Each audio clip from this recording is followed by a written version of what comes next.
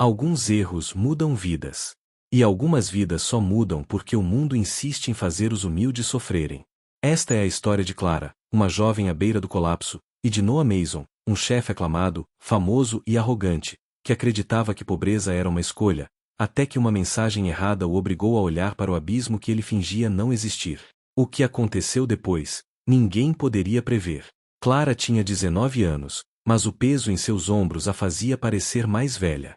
Após perder a mãe para uma doença silenciosa e cruel, ela assumiu a responsabilidade de cuidar de 3 irmãos pequenos. Sem pai, sem parentes, sem rede de apoio.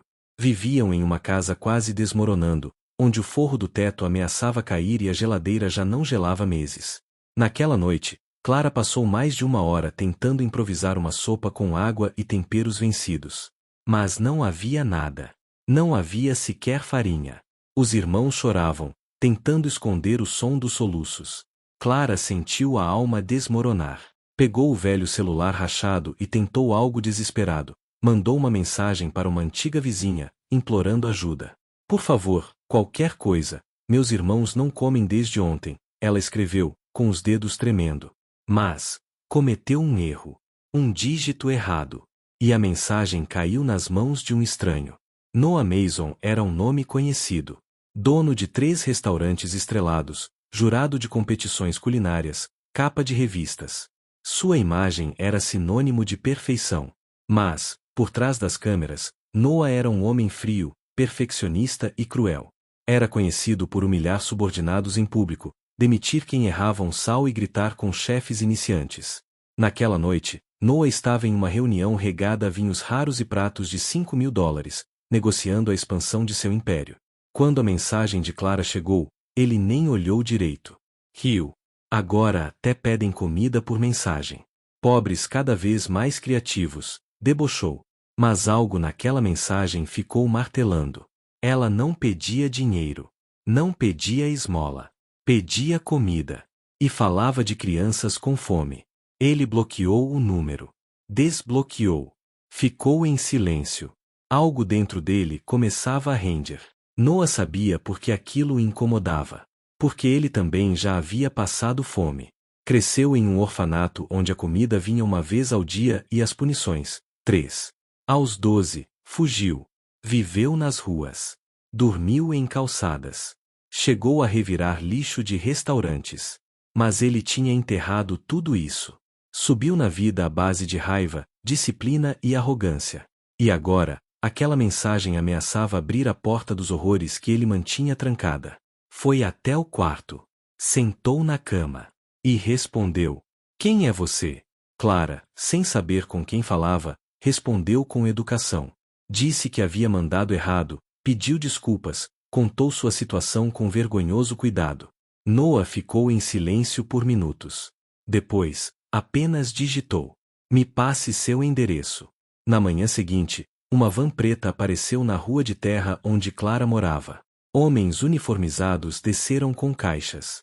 Arroz, feijão, leite, frango congelado, frutas, legumes, brinquedos, roupas, produtos de higiene, cobertores. Clara, em choque, perguntou quem tinha mandado. Um deles apenas disse: um amigo. Disse que você não precisa agradecer. Mas, a poucos metros dali, dentro de um carro de luxo com vidros escuros, Noah observava. Pela primeira vez em décadas, seus olhos se encheram de lágrimas. Noah achou que podia ajudar e seguir a vida. Mas esqueceu que vive cercado por olhos. Um funcionário tirou fotos da van descarregando na favela. As imagens vazaram. Rapidamente, surgiram manchetes. Chefe famoso envolvido com mulher pobre. Campanha secreta ou golpe de imagem. Clara começou a receber ameaças. Pessoas diziam que ela estava se aproveitando. Hackearam suas redes sociais. Mandavam mensagens chamando-a de golpista. A vida dela, que já era um caos, virou um inferno. Não demorou para surgirem perfis falsos nas redes sociais usando o nome dela. Grupos extremistas começaram a compartilhar a história distorcida, dizendo que Clara fazia parte de um esquema para enganar ricos. Fotos antigas dela foram usadas fora de contexto, montagens foram criadas. O que era desespero por comida virou julgamento público. Clara começou a receber visitas ameaçadoras de desconhecidos. Crianças passaram a ser hostilizadas na escola. Enquanto isso, Noah foi alertado por sua assistente de confiança, Emily, sobre a gravidade da situação. Pela primeira vez, Noah sentiu medo, não por ele, mas por Clara e as crianças. Os investidores de Noah pressionaram. Os patrocinadores ameaçaram romper contratos.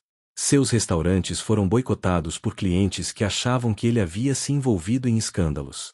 Foi convocado para uma reunião com todos os seus sócios. A maioria queria que ele negasse tudo. Dissesse que fora enganado. Que não sabia quem era Clara. Que havia sido hackeado. Mas Noah fez o oposto. Diante de dezenas de câmeras e jornalistas, Noah Mason subiu ao palco. Respirou fundo. E disse: "Quando eu era pequeno, também passei fome. E quando consegui vencer, prometi a mim mesmo que nunca mais sentiria isso. Mas esqueci de algo, que quem passa fome não precisa de discurso. Precisa de comida. Ajudei uma jovem porque ela pediu o que a maioria tem vergonha de pedir.